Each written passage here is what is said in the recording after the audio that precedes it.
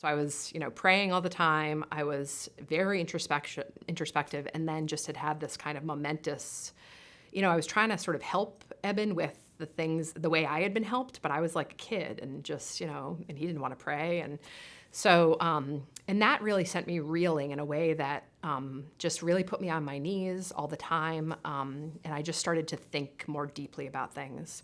And that's really, then I went to DC and worked on welfare reform. Then I came back and I was open to studying philosophy. And while I was in DC, had also sort of questioned my views on abortion, had been a very, very adamant, as a women's studies student, as a leader of the Women's Center there at Middlebury, had been a very adamant pro-choice feminist. And and really one of the things that happened was in reading Marianne Glendon's book, Rights Talk, it's not a pro-life book, though she is a pro-life scholar herself, but when she's talking about the court cases of Roe and Casey, and she sort of says that women, the court left women kind of on their own, they had their legal autonomy and that was it.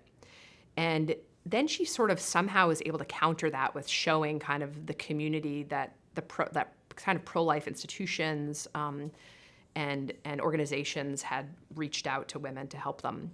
And because of how much help I had gotten from people in the rooms of 12-step programs, it kind of connected to me like, there was just a sense with the communitarian movement and just understanding that we all kind of need each other, and, there should be a way in which, I don't know, it just opened me up to the possibility that there was like a pro-life way.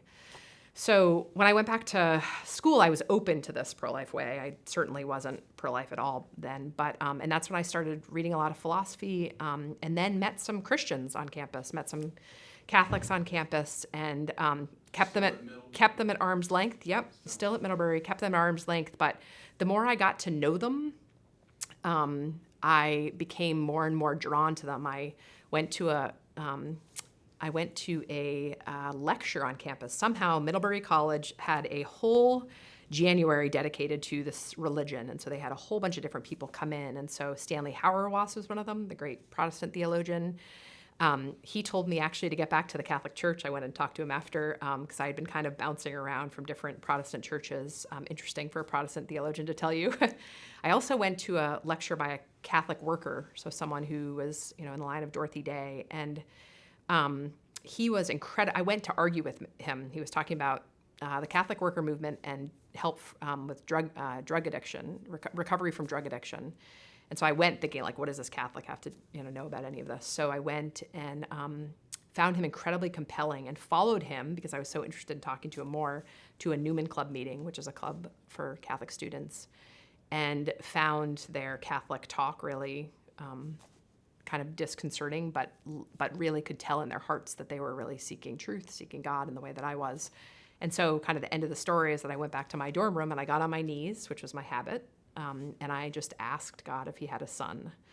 Kind of like, you and I know each other well, we talk all the time, like you've saved me from myself. And from then I was kind of hand delivered by one of these Catholic students, C.S. Lewis's Mere Christianity and other books. And then I kind of read and prayed myself back into kind of Christianity. I say back into because I was baptized as a child, as a baby, but then, and then finally into the Catholic Church.